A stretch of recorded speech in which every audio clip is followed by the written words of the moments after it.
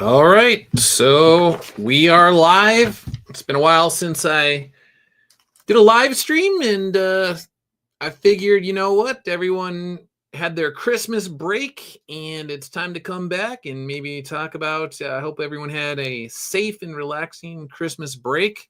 Happy holidays, and there's been a lot of stuff to cover, and some stuff maybe I should have even done a stream beforehand.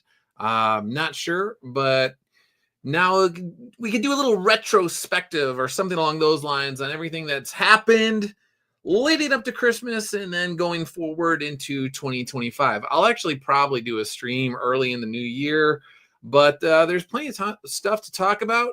Story time with friends. Edwin is here. Thank you for tuning in, Edwin. I appreciate it. So I guess quick rundown of things I figured I would talk about today. Since last time I streamed, Tim and Mark have a licensing deal for Common America in Japan. They got their Common America merchandise in something like 120 stores across Japan. It's all over social media, people talking about that. There was the Rippaverse Iconic Comics Christmas card collaboration that happened, and that went out, and that went over extremely well with both Rippaverse and Iconic Comics readers. Not so well with people that don't like Rippaverse or Iconic Comics. So we could talk about that. That spurred a conversation about all sorts of things, particularly the quality versus quantity debate came out of that. Or I don't know. There's been all sorts of interesting debates about indie comics lately. I did an interview with Godfo Universe, a second one on the good, the true, and the beautiful. So if you don't subscribe to Godfo Universe, check those guys out. They have a campaign right now as well, if I'm not mistaken. And let's see, I was accused of myself and actually Eric July of running a sweatshop type atmosphere. That's the reason why I, as just an ignorant boob writer, apparently, am able to get books out on a regular basis. So we could talk about me running a sweatshop. Anime Sunika is coming up in the near future, and I will be in Texas for that. So we could talk about Anime Sunika. And there was a surprise. The Eric July and the Rippaverse did for Christmas Day, or Christmas Eve, Christmas Day. They had cards with Carly as well and Yaira. So that went out. We can talk about that and all sorts of stuff. So yeah, and anything that comes up in the chat, maybe we could. I will keep an eye on that, and we'll see where the conversation goes. And then we'll call it a day. But I did want to catch up with everybody and see how everyone's doing and see if they got nice presents from their friends, family, and loved ones and all sorts of stuff. So before we start out, if you have not checked out Soul Finder Volume 4, Tunnel Hounds, or the short story Soul Finder Noctis Terrari with art by Eric Canetti. Tunnel Hounds, obviously, is Matt Weldon. You can check that out as well.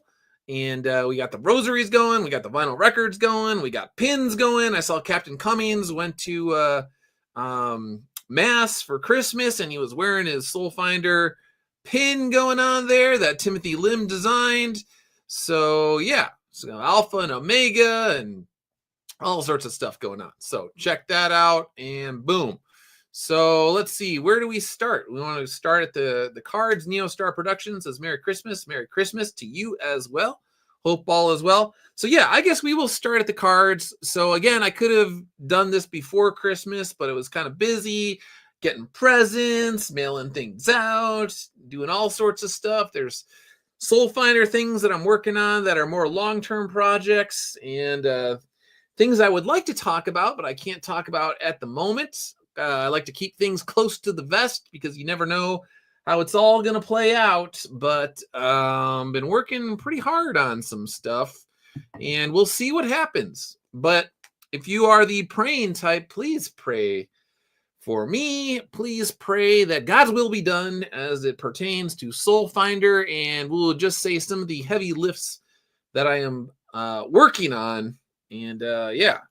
Neostar, I'll pick up my Tunnel Rats copy tonight. Oh, thanks. I appreciate that. working on volume 5, and actually I'll get to that with my trip down to Texas in the near future here. Let's see, story time with friends. Having some emotional reaction to Marvel or DC is understandable for a long time comic writer. Contriving animosity against Reverse or Iconic is completely synthetic. That's one way to put it, definitely. Let's see. Some YouTuber must believe their audiences are profoundly stupid. Yeah, I mean, I do actually think there are some people out there that do try to cultivate a gullible audience. We'll just put it that way. I suppose, how do I say this? We'll just leave it at that. I got to be careful what I say. I'm trying to be as tactful as possible. You are better than that at me, though, Edwin. Story time with friends. I'm not a big action figure guy, but was curious if Soul Finder fans had asked for figures or collectibles. Yes, they have. My problem with a lot of that stuff is I have avoided crowdfunding, and I have tried very hard to just fund everything on my own, both with the capital that I have saved over the years, and also obviously from the checks that Iconic Comics cuts me quarterly for my book sales and my merchandise sales and all of that. So action figures are quite expensive. I would like to do it, but it's just kind of like low on the priority scale for me. And yeah, I suppose if I started doing more crowdfunding, it would make things easier. But the other thing is, if I'm going to do something like that, it just has to be of a certain standard. And yeah, I admit up front that I am slower than Tim and Mark when it comes to a lot of this stuff. And I tippy toe along the way in terms of like expanding things out. So for the most part, I'm just concentrating on the books, and then obviously the merchandise, the rosaries. The vinyl records thing was something after the crossover with Shilava did the theme song. It was on a CD and it was just released, like it was, digitally it was out there and people could grab it off of YouTube and all of that. But I was like, nah, I really think it would be cool as a vinyl. So I wanted to do that. Went through Jack White's sort of like indie vinyl pressing company, Third Man Pressing, if I'm not mistaken. Either Third Man Press or Third Man Pressing or whatever it's called. The pins is another one. Tim designed that, so that came out. That was fairly easy. But the rosaries are what I am mainly concerned about. Eventually, in the bags as well. Maybe there's some other things in the future. People have been bugging me for t-shirts. Again, Tim designed that as well. So thank you to Timothy Lim. We'll talk plenty more about him. But yeah, let's see. Story time with friends. I get wanting to be able to pay for the development as you go without dipping back into crowdfunding. Yeah, I've said before, I just generally don't like crowdfunding if I could avoid it. Just for multiple reasons. And I don't know. We'll see. Eventually, I will probably get into the statues and the action figures and all of that. But it really is an investment. And I'm just going slow. So, but when I do release these sorts of things, people know, like, okay, he does take his time with some of these things, but when he does put it out, it's quality and it's pretty sweet. So, all right, speaking of pretty sweet, so for Christmas there was the Iconic Comics Rippaverse Christmas card crossover that came out. The art was by Eric Canetti. Miss Martin Muses, thanks for tuning in. I really appreciate it. Neostar says, "Ooh, a new Soul Finder song." No, that's actually the old one. The vinyl records was from the crossover campaign. That was the song that she made. I just made sure that it was offered on the vinyl format. But I would like to get with Sheila down the line and maybe do another song. But the vinyl records, that was like a year-long process. I had to get the artwork for the cover, the vinyl covers, and I had to just dealing. It wasn't like that big of a deal, but like you had to wait in line because a lot of people want to go through Third Man pressing for that. And then I had to get things formatted, and then I had to make sure that I had all like the proper permissions to do it. And there's just like paperwork stuff. I mean, it wasn't that big of a deal, but it's just tedious, and I don't really have a desire to go through it again anytime soon. Although since I already went through it once, I know what to expect, and it would probably be faster the second time around. Anyway, so leading up to Christmas, this was done in a matter of weeks. I want to say something like 26 days, if I'm not mistaken. Tim mentioned the exact timeline on his feed. Maybe it might show up in mine as I'm scrolling through. But I had been talking to Eric July off and on publicly and then eventually privately for quite a while.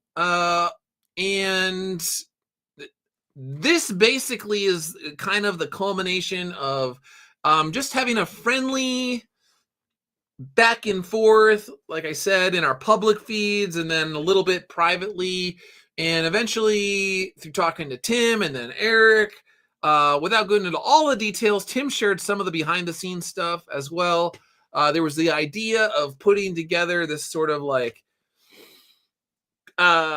Christmas card that would be, how do I say it? A message. So the art itself is based off the 1914 Christmas truce during World War I, where both sides, they're just like, hey, it's Christmas. Can we just stop fighting for one day? Can we just stop killing each other? Can we just stop, trying to take the other person out? That would be nice if just for one day for Christmas, we can just put all of our differences aside and we can, share chocolates, our family members, smoke a cigarette, smoke a cigar together, have some coffee, whatever, and just put it all aside for Christmas sake. And so that happened in 1914. And if you're not familiar with it, you can find all sorts of stuff online. There's cool YouTube videos, there's songs about it, all sorts of stuff. Anyway, Eric Canetti did this piece that was sort of like our message, a joint message between Rippaverse and Iconic Comics about like, hey, what if people just stopped being bizarre and strange and finding excuses to hate each other and tear each other apart and tear each other to threads? What would happen if people just acted like professional adults? Not just at Christmas time, but all the time. Wouldn't that be nice if that could happen? And so, so Eric did a little piece and he put a lot of the characters in there. There's Father Redder back there. You got Isom going on. So all sorts of characters and shaking hands. And it's based off of the image from the 1914 truce. Okay. So yeah, it went over really well. People loved it. And they were sharing it back and forth all over the place. They were happy, but not everybody was happy. So there was a lot, I shouldn't say a lot of people. There were pockets of peoples, and they were just not happy at all. And like I said at the time, this is about a week ago or so. This is in response to this duder. There's multiple people, but literally nobody knows who or what the F Iconic is, nor speak about it. They don't speak about it. Ripper only is known for his for how shiza the trash they put out is. Okay, so these are the kind of comments that sort of pop up with this sort of stuff. You want to talk about it? So Grinch-like behavior right here. That was my thing. Is like you're proving the point. The card itself was inspired by putting aside this petty grievance sort of thing just for one day.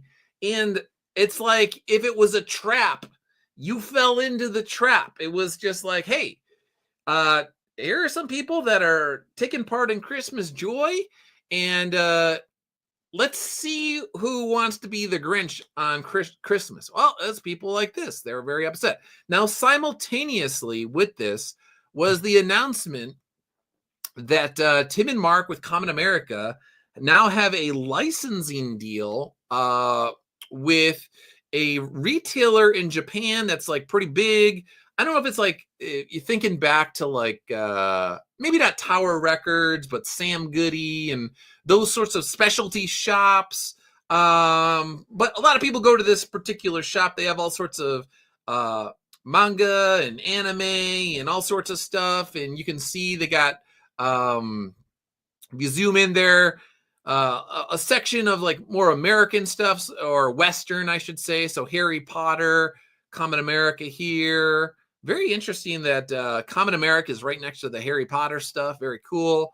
I got Badger going on and Capybara. Those things I've said before. I have watched Tim and Mark sell the plushy capybaras at shows.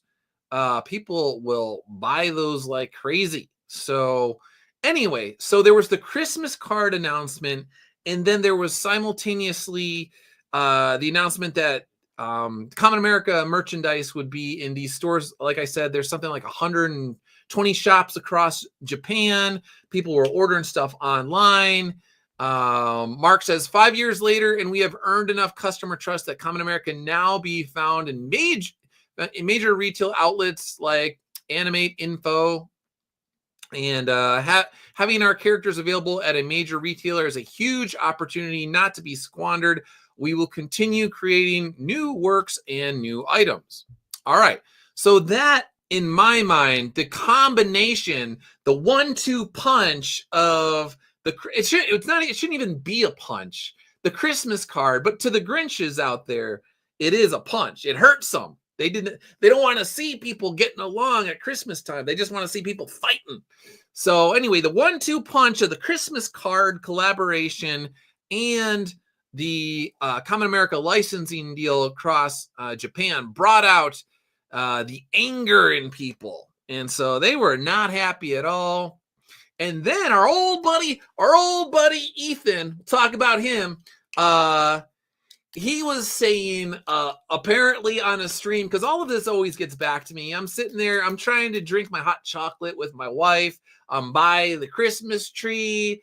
I'm just sitting there. I'm reading a book. I'm whatever. We're just relaxing at Christmas time. We're listening to Christmas music. We're having hot pot. We're having Christmas duck. All this sort of stuff. It gets back to me that apparently our old buddy Ethan out there was saying that the Christmas card collaboration was done essentially out of spite, just to make him mad. Now, think about how, dare I say, insane it is to think that Iconic Comics and Eric July's Rippaverse would do a Christmas card collaboration solely or primarily just to make one person mad. Like, like this is the kind of stuff that goes out to like thousands of people, and a lot of these people just believe it, or they're like, yeah, man, that's crazy, man. Those guys, I can't believe they would do that. And you're like, you have problems. You have serious problems. It's a Christmas. It's not my fault if somebody else gets mad at a Christmas card collaboration between two companies that are acting like professional adults in the room. So, and I've actually said this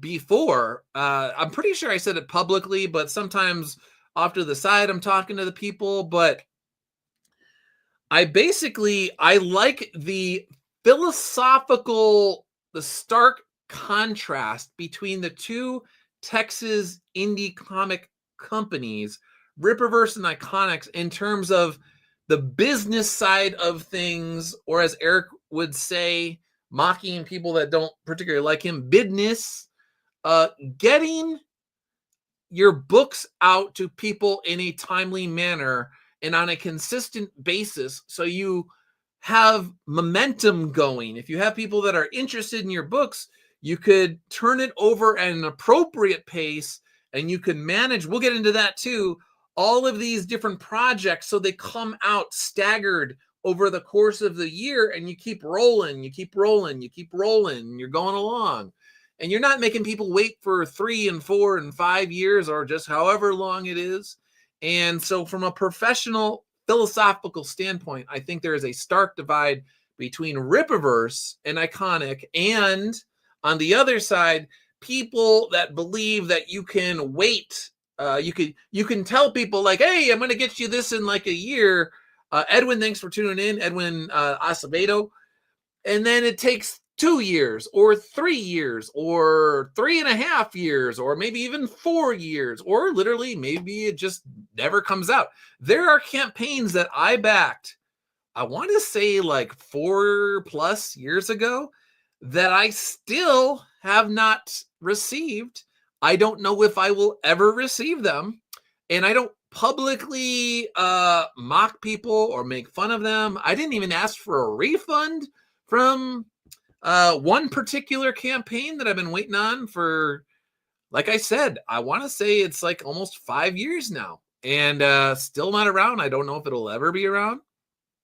And yeah, so I wanted there to be the Texas indie mindset in terms of fulfillment and distribution of books and all of that. So let's see. We got the Texas Indies. All right. And actually, speaking of that, so that's another thing. We'll just get our old buddy Ethan out of the way here. So again, these Christmas cards caused a lot of issues, and it always filters back to me. So apparently, Ethan was saying that Eric July and myself, we're just writers. We're just ignorant writers, and we don't understand that in order to be an artiste, you have to be able to tell people you will get them a product in a certain date, and then they will just accept whenever they get it. So if you tell them a year and it ends up being 3 years, well, hey, quality art just takes time. Now, my stance is that's where the quality versus quantity came in. My stance is that it's a false dichotomy that you either get quality or quantity. There actually is a happy medium. There are principled compromises that you can make in order to keep the quality where it needs to be, and you get enough to where you keep the momentum going, not just momentum going, like you're not just treading water, but you could actually grow. And so our old buddy Ethan was saying that I'm just an ignorant writer. I can't draw at all. I couldn't, don't even ask me to draw a stick figure. I've never tried my hand at drawing whatsoever. I've actually shown my own drawings from when I was a kid that were based on references. Like, I hate to tell you, but if I'm looking at something, I'm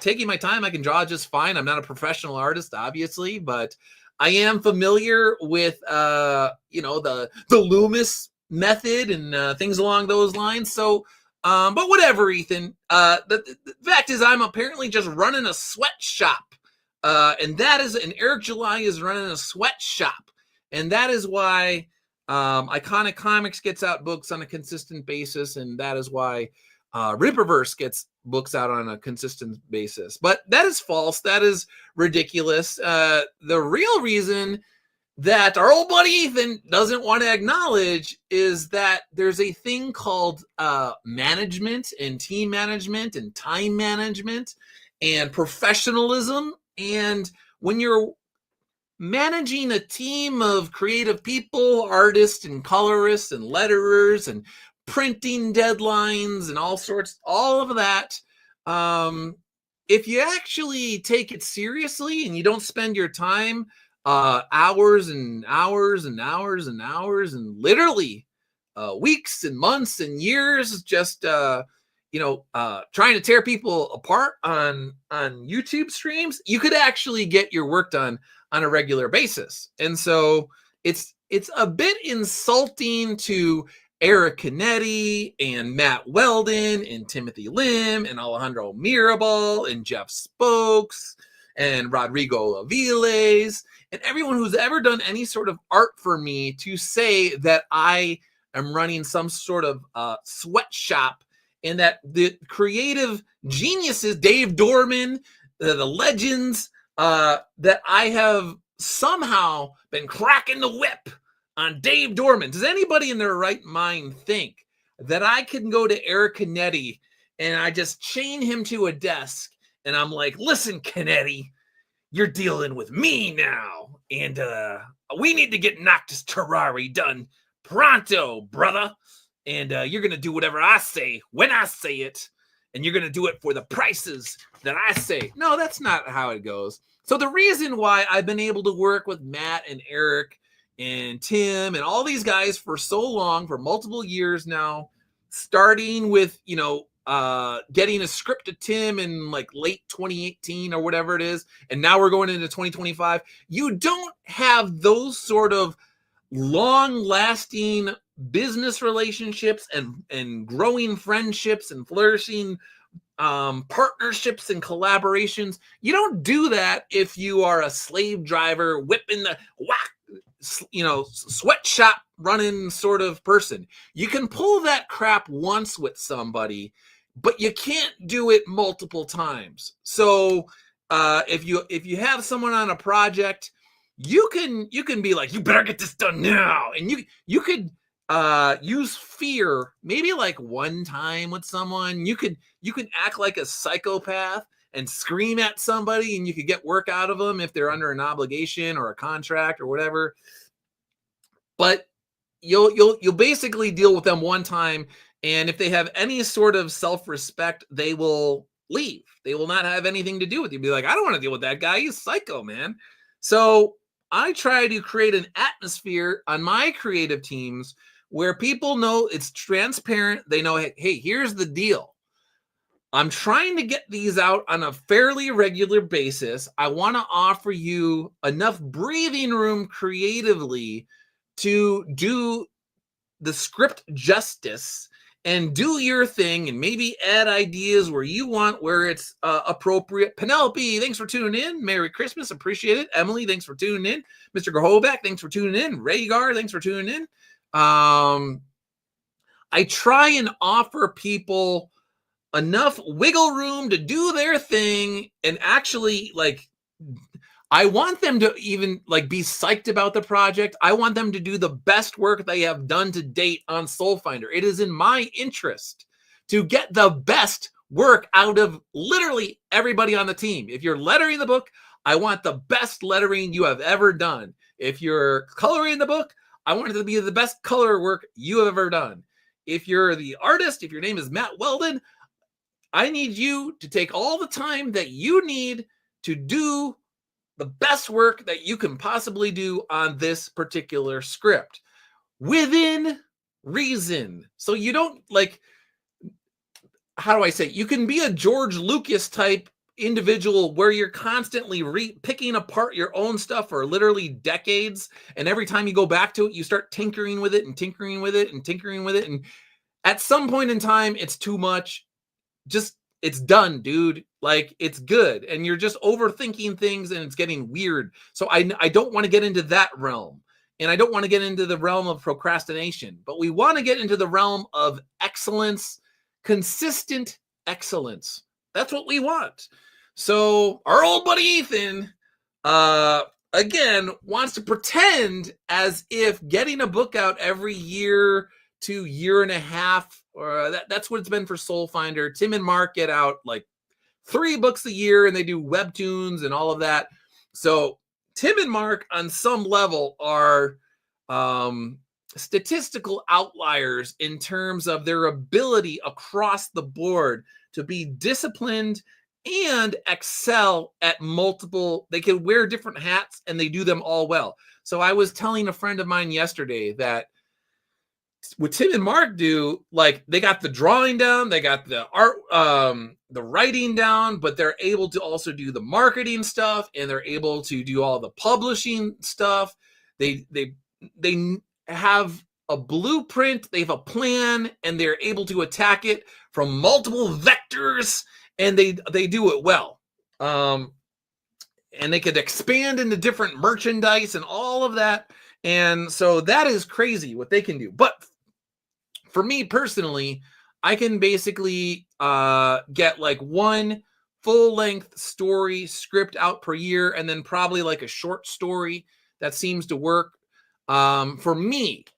And that's the other thing, is the creator is the team manager is the one who is setting the deadline for all of these things. So you should have some sort of idea of your own capabilities, and then you want to set a goal that is maybe like tough, but at the same time manageable if you stay disciplined and focused on what you need to focus on. So yeah, let's see. JJ's here. It says Detective Dead. I didn't back that one. But I have heard things about that. I think that's another one that's been years late. So yeah, like I said, there are books that I backed many years ago, still don't have them, and you don't see me going on Twitter, going after people, embarrassing them in public. And even though I have every right to, as a backer, to be like, hey dude, what is your problem? Like, how are you this bad at what? How is it possible that you launched a book in like 2019 or 2020 or whatever it is, and we're going into 2025, and it's like, I still don't even know if I'll ever get it. And as far as I know, it's not even going to be, it's going to be like half of one artist and then like half of another. I don't even know. So, yeah. So again, I wanted to establish that there is a different philosophy, a different blueprint down in Texas than there is in both New York City, New Jersey, New York City area for like the Marvel DC pros and guys that came from there. And then the Portland area, you got the Portland crew out there, and they got a certain mentality to them. And then there's a Texas mentality. So, yeah. Anyway, again, the idea that I'm running a sweatshop is kind of weird. And we talked about gullible audiences earlier. That's why you would... Oh, and going back to Duder McGee here, literally no one knows who or what the F Iconic is. So you will see that they alternate between nobody knows who Iconic is, and then that was the other thing. Oh, that's... since last time I streamed, I don't think I talked about that. So our old buddy Ethan and his buddy Shane were going to the Iconic Comics pays. They have like a secret paid advertising. Again, this is not even true. They were just literally lying on the spot. That's not like to literally thousands of people. Apparently you can just lie about Iconic Comics to thousands of people and just say, so which one is it? Does nobody know about Iconic Comics? Or even though Tim and Mark have licensing agreements in Japan, 120 stores across the nation, popular store, not some like random mom and pop shop. It's like literally a national retail chain. Does nobody know about Iconic Comics? Or is Iconic Comics paying people to grow or whatnot? And as Tim was talking about with me on the phone, we are talking about information silos. So a lot of these people, you will see them on Twitter. They say these things, and you're like, I don't know if you saw this, dude, but Tucker Carlson was at like major events along, and Alex Jones and Russell Brand. And wait a second, they're actually sporting. They're getting gifted Soul Finder rosaries, and then people online are finding out that Russell Brand and Alex Jones and Tucker Carlson are getting gifted Soul Finder rosaries. And then when they find out, massive amounts of people go to the Iconic Comics website. This happened this year, and they bought these Soul Finder rosaries. There you go. Hey, look what we got here. It's a Soul Finder rosary.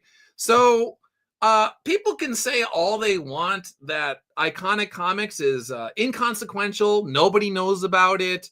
The cultural impact of Iconic Comics is nothing. But the last time I checked, go through the indie comics in this space, and how many of them, pick the intellectual property. Let's see, how many intellectual property is related to your indie comic, Mr. Critic Magoo? Is Tucker Carlson holding up during an election season at a giant event that was filled with like a large crowd of people in whatever auditorium or whatever it was. It was a large gathering of people, or Alex Jones or Russell Brand. You tell me. So again, and I've talked about this over the years. I'm not the one who's responsible for this. It's God.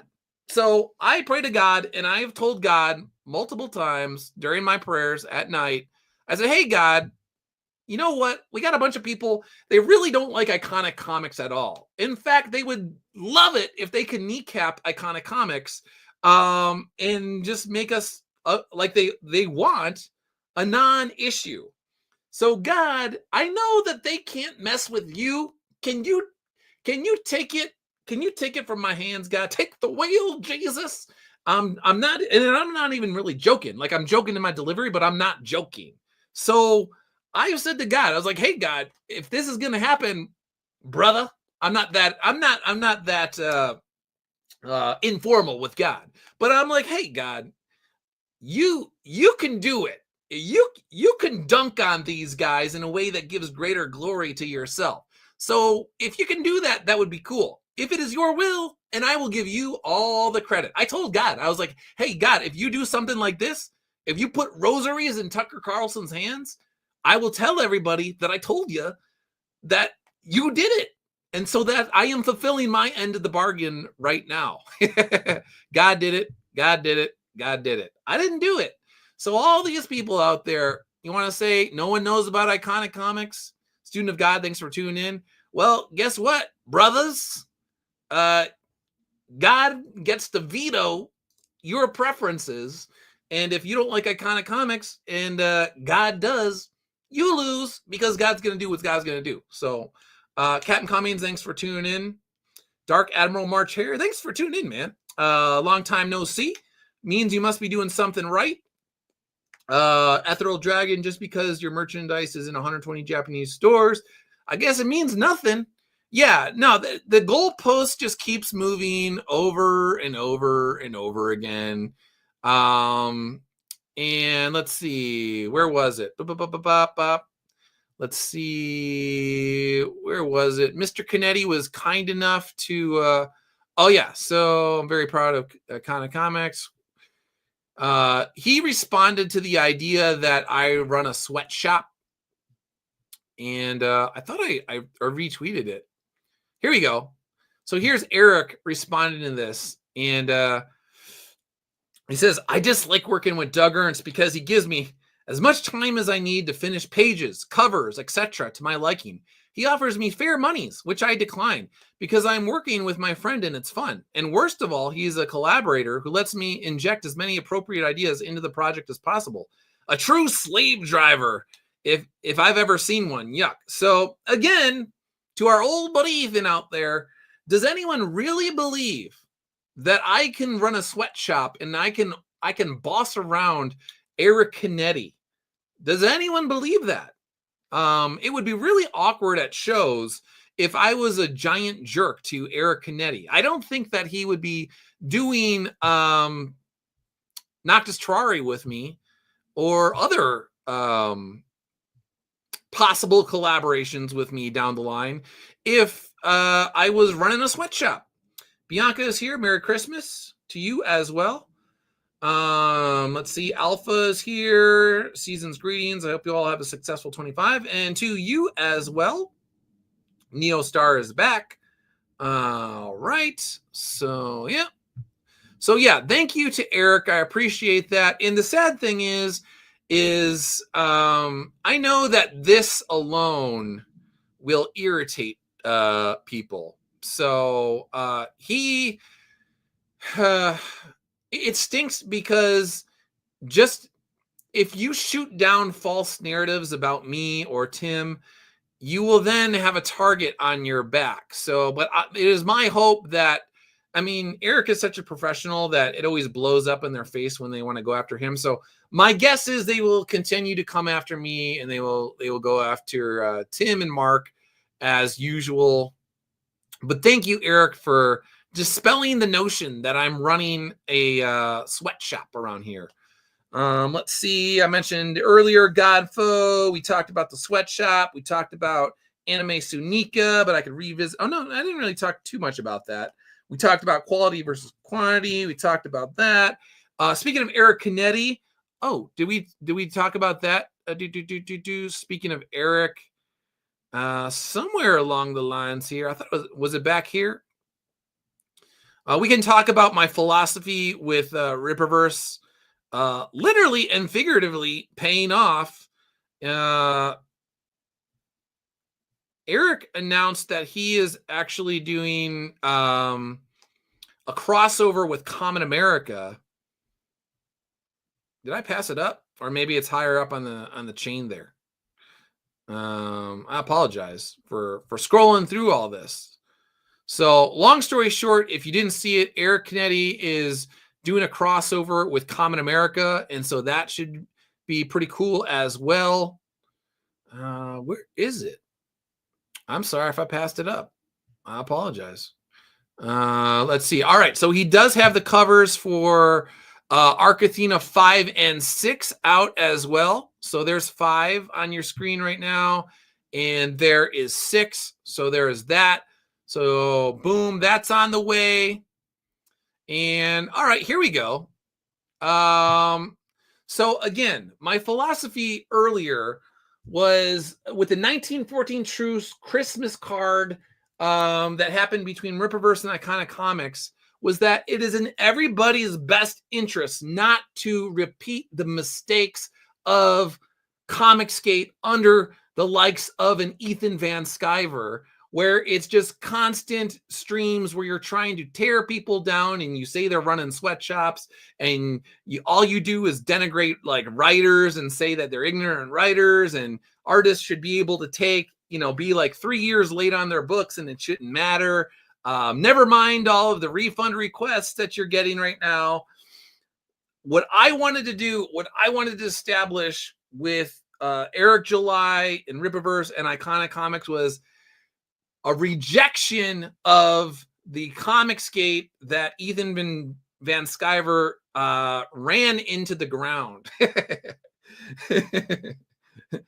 So if you have people that are excited about comic books and particularly indie comics, and you actually have two companies that are professional towards one another, and they don't see success as a zero-sum game, they don't see indie comics as a fixed pie, that are both doing their things, but where appropriate or whenever they feel like it, they can give the other person hey, a thumbs up or a high five or a pat on the back or hey, attaboy, that sort of thing. So you get people who were never introduced to Iconic Comics that are now checking out Iconic Comics, and people that never checked out Rippaverse are checking out Rippaverse, and back and forth.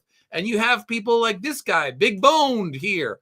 Bro, you guys are effing awesome. I've been following Eric July since 2016 and discovered you through your interactions with Rippaverse. I tried Common America on Kindle, and now you've gotten yourself a legit paying customer because of your attitude, professionalism, and most important, the great comic books you make. So there you go, Tim and Mark. They got people spending $54 on omnibus collections. They got people spending $13.50, a total of $75.45 on their books. Because shocker of all shockers, when you actually are professional and you create an environment where everyone's just having fun and collaborating and saying, hey, what you doing over there? Hey, good job, man. Boom, bam, boom. And the readers, if they don't like it, I saw someone in the comments section, they were like, I like this, I don't like that. The readers can debate it all day. But if you're a writer or an artist, there is no reason why I should be going out of my way to be taking bizarro shots under the belt at Eric July or his artists or writers or anything like that. Why? If you like Eric's books, great. If you don't like them, that's your thing. If you like Iconic Comics, awesome. If you don't like Iconic Comics, fine. Maybe we'll get you with the next IP down the way, whatever. So, but you will not see me. That was the other thing. I saw Shane Davis, who, again, I've never even said anything about this guy. He comes out of the blue and starts saying Iconic Comics pays for advertising and like things like that. You're like, dude, I never even talk about this guy. Like, what? And I saw this video. It may have been a Student of God clip. I'm not sure. But it was like Shane saying something along the lines of like, oh, Eric July and Iconic Comics are friendly now, but just you wait. Just you wait. And it's just like, what are you even talking about, dude? So the track record of Iconic Comics and the track record of Eric July shows that even in a situation where, for whatever reason, one of us rubbed the other guy the wrong way, we would just do our own thing and be like, oh, that sucks, and then just keep going or whatever. What we wouldn't do is what these guys in modern day Comicsgate or whatever you want to call it, what they do is stream about people endlessly for months and years on end, where they just make up lies about them and just try and tear them down to a gullible audience that are just clap like seals and send super chats to people just, you know, as the lies just dribble from their mouth. Not even dribble. It's like a fire hose of lies. Iconic Comics pays for the stuff, blah, blah. You're like, what? Dude, I never even talk about you. Why are you even talking about me? Like, whatever. They're freaking weird people. So let's see. Cobra Commander. Actually, speaking of Student of God, I do appreciate this. Student of God says more things in common. The Max Bemis Ernst Nazi Moon Knight. So if you followed this channel for a while, you remember that Ernst became a Nazi villain months after I got into an argument with Max Bemis about professionalism. And Max infamously was telling people to suck on his butt. I cleaned it up a little bit if they disagreed with his personal politics. And he was just going off on readers for no reason. And anyway, Max said at the time that whenever he has issues, he tries to use the books to untangle his own psychological knots and his problems that he has with people. The books are his form of therapy that he works through. So Max got into an argument with me when I was doing videos about his lack of professionalism. And about 6 months after the fact, which if you go into like the printing process and how long it does to take stuff and when they got to get scripts to people and whatever, it matches perfectly the creation of this new villain, Ernst, who was a Nazi and torturing Moon Knight, because Max is Moon Knight. Max is the hero in this tale, and Ernst is the Nazi. And Ernst was, torturing him so much that he eventually was just like, no, Ernst, I get the point. I'm ready, and I'm yours. So Max gave in to me. He knew that deep down I was right. You shouldn't tell readers who have done nothing to you other than have a different set of personal politics. You shouldn't tell your own readers to suck your butt just because they have different personal politics than you. And Max, he got mad. He didn't like it. He wanted to throw a little temper tantrum and call me a Nazi. But deep down, he says, I get the damn point. Ernst, I'm ready. And I'm yours. Take me, Ernst. I don't want to take you, Max Bemis. I just want you to act like a professional. All I ever wanted from you, Max, was just to act like a professional. That's all, dude. Anyway, so this happened in whatever year it was. I don't know. I want to say it was like 2019, 2020. I'm losing track of time. And I said this story at the time because I had run afoul of our old buddy Ethan at the time. And so I was persona non grata.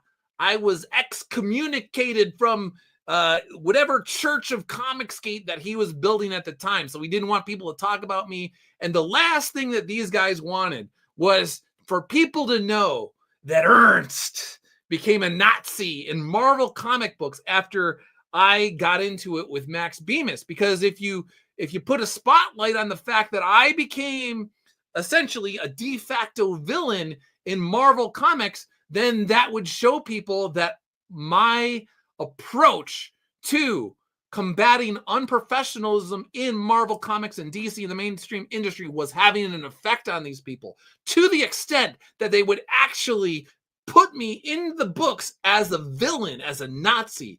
I was in their head, and I was doing it in a way that wasn't needlessly mean and needlessly personal and over the top and ridiculous. I did it with a wry smile by using analogies and metaphors that were just funny and just having a good time with it, but a serious time simultaneously. I wasn't doing all the junk that they were doing, where they just try to, like, again, literally lie, make up things about people, tear them through, drag them through the mud with all sorts of dishonest, disingenuous takes on stuff. That's not how you do it. You can't take on the mainstream industry by behaving exactly like the mainstream industry, or arguably worse. And as I said before, that is exactly what Comicsgate under Ethan Van Sciver has become. It's just a mini industry. It's like he's just recreated the industry, but it's just him and his buddies that are just doing the exact same thing or worse to people. And so the reason why you see books being 3 years late, going on 4 years late, or even longer, and the reason why you see these guys lying about people and all sorts of stuff is because they came from the industry and they've recreated the industry only on a smaller scale. They wanted to put themselves at the top of the hierarchical chain there. They wanted to be in charge. They wanted to set up a situation where they are the neo gatekeepers of indie comics. That's what they did. And so that's why they don't like Iconic Comics, and that's why they don't like Eric July's Rippaverse. And that's why they need to make up all sorts of lies, and they have to say contradictory stuff. Simultaneously, nobody knows about Iconic Comics, but simultaneously, Iconic Comics is paying people all sorts of money, and Iconic Comics is secretly run by dark Chinese triad money and all just crazy stuff. So that's what they do. Let's see. Again, Eric, thank you for that. If you haven't checked out the Common America YouTube channel, they had Carly singing Silent Night. Let's see. Hermanos Tamales says Soul Finder slaps hard. Thank you for that. Appreciate that. I agree. I'm biased, but I agree. Captain Cummings, again, thanks for wearing the Soul Finder pin to church. The thing that I like about the pin here is that it's a conversation starter. So if somebody wants to ask you about it, they can.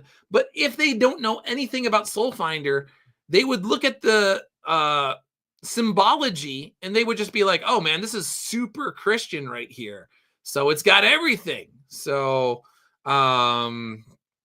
appreciate that. Also, Timothy Lim did an awesome little Christmas card himself with Carly and Father Redder over the Nativity. Checking that out. So Tim, thank you for that. Appreciate that. And let's see what else we got. Oh, like I said, Eric July Rippaverse did a little surprise. Nobody at Iconic even knew that they were doing this. So boom, another Christmas card. Very cool. Appreciate that. Very cool. And got the lead artist at Rippaverse there. Igor, appreciate that. Very cool. Again, positive stuff going on between the two Texas indies there. And what else do we got? We go Anime Sunika. Oh, here was the other thing. So again, this is what these people do. In one breath, nobody knows about Iconic Comics.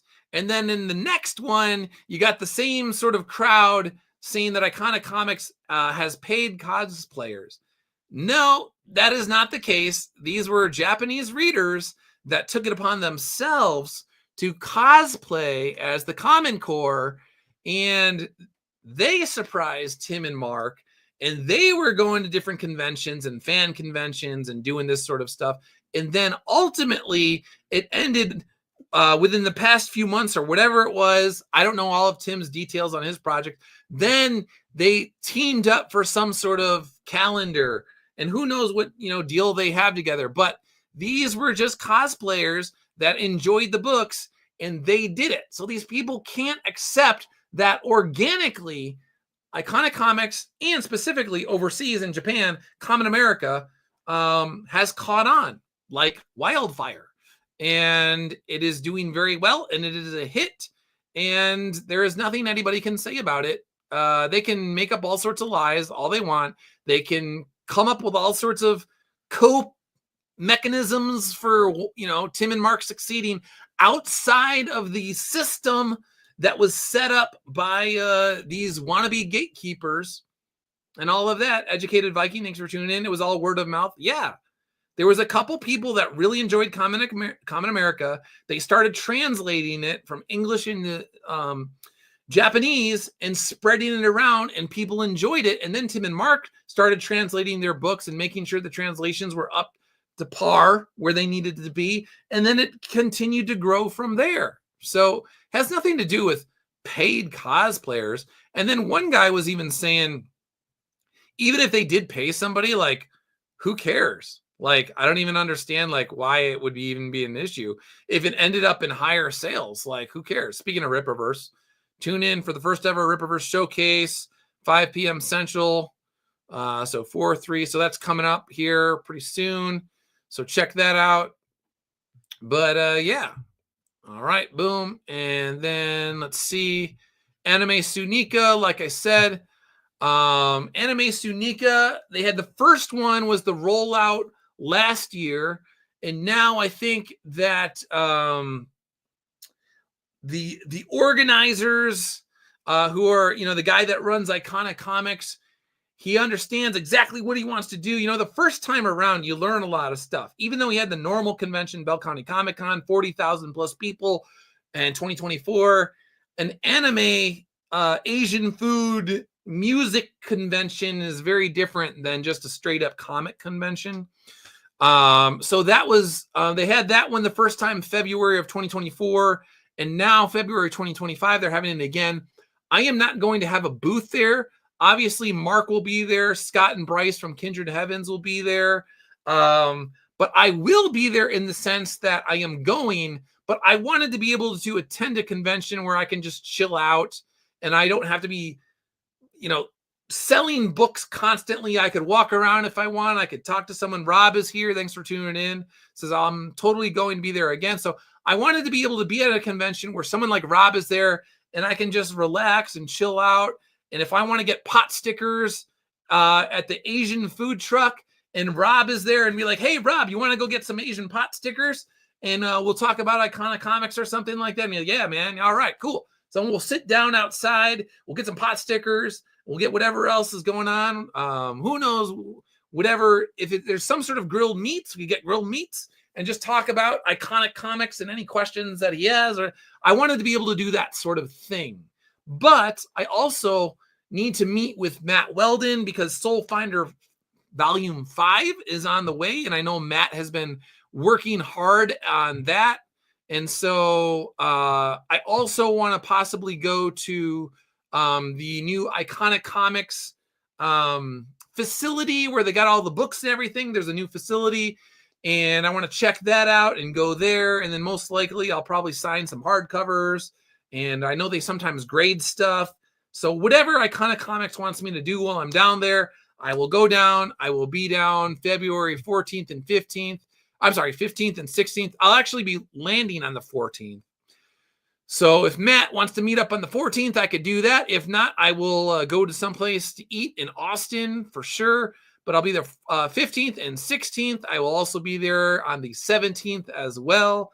But I will probably be hanging out with Matt Weldon or doing Iconic stuff. So if you are in the area, check it out, animesunika.com. Philip Cummings, let's see. I thought I saw him say I might have to check that out. I might need to attend Anime Sunika. Educated and Viking. Doug's going to be a booth, babe. Yeah, actually, I was talking about the Common America cosplayers. I think it would be a wise investment. Speaking about paying people, it would be a wise investment to get the Common America cosplayers, fly them in from Japan, and you give them their own booth attached to the Iconic Comics Island, or just put them at the Iconic Comics Island. And because I know from experience, whenever there is good looking women and they're around your booth, then magically other people will start checking out your booth. So it's maybe subconsciously, I don't know what it is, but a few years ago, my wife was at the booth and her sister was at the booth. And every time my wife and her sister were at the booth, then people would just start gathering around. And I was like telling my wife, I was like, hey, can you just chill out by the booth?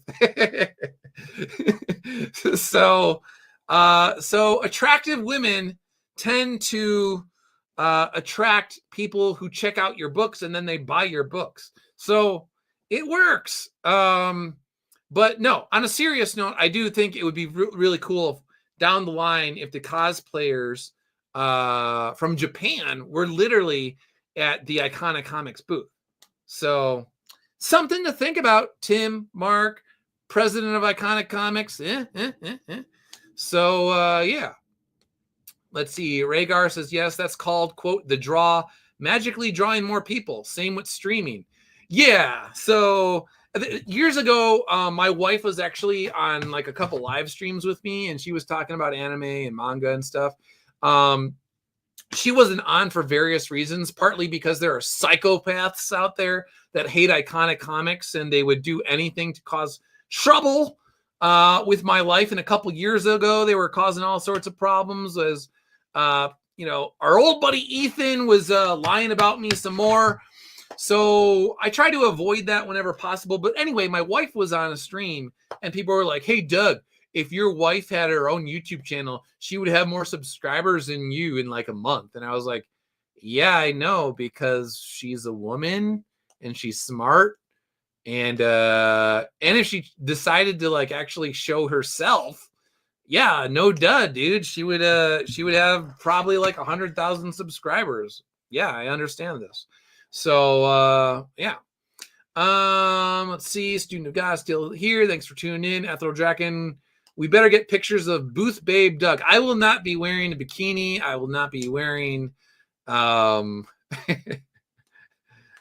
just underwear. You know what I would do though? If they had a dunk booth, a dunk Doug booth, like you got like a softball and something along those lines, I would be willing to sit in a booth where you throw a softball at it, you know, the target, and if you hit the target, then I fall into like slime or some sort of like scummy water, or I don't even know what. So I would be willing to do a Dunk Doug booth, but I will not be wearing male bikinis or something along those lines.